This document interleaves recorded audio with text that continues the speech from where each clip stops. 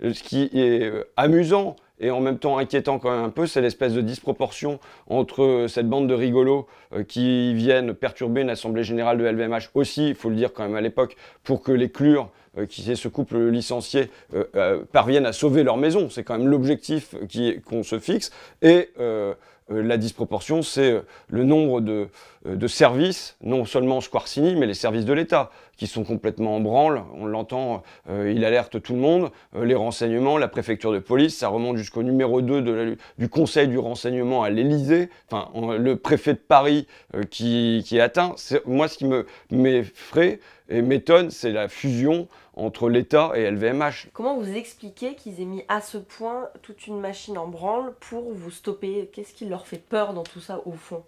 Je crois que de toute façon, les grands patrons type Bernard Arnault ne sont absolument pas des habitués de la démocratie. Ils fonctionnent en autocratie. Ce sont les seuls maîtres à bord. Et donc, simplement qu'il y ait une voix discordante qui puisse intervenir lors de sa grand-messe, qui est l'Assemblée générale des actionnaires, ça suffit à l'effrayer. L'entreprise vit sous régime dictatorial. C'est-à-dire que 80% des voix sont acquises pour le conseil d'administration, c'est-à-dire pour un tout petit cénacle, et le reste, c'est des petits actionnaires. Mais le fait de penser que les salariés puissent s'exprimer, même pas qu'ils puissent décider, parce que de toute façon, ils n'auront pas la possibilité de décider avec leurs petites actions, mais qu'ils puissent s'exprimer lors de cette grand-messe qui est l'Assemblée générale des actionnaires, c'est pas possible.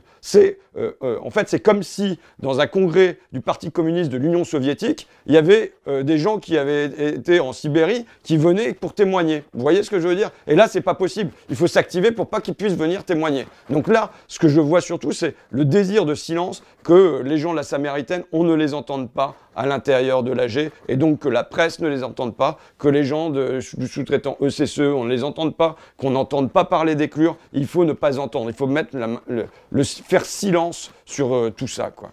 C'est quand même grave de décider d'utiliser des services de l'État au profit d'intérêts privés. Enfin, l'État Oui. est là pour l'intérêt général. Bah oui, mais moi à la limite, j'ai plus envie d'accuser l'État que Bernard Arnault, presque. Bon, c'est lui qui décide quand même, parce qu'on entend dans les enregistrements, et à un moment, Pierre Godet dit le mot « bon, vous ne pouvez pas les infiltrer », et on entend qu'il le dit, et en même temps, il a un peu honte de le dire, et on sent qu'il le mâche, parce qu'il sait très bien qu'à ce moment-là, il demande de faire quelque chose qui est illégal. Je trouve là qu'on a des services de police qui sont très nettement plus au service de LVMH qu'au service de la France et des Français, quoi.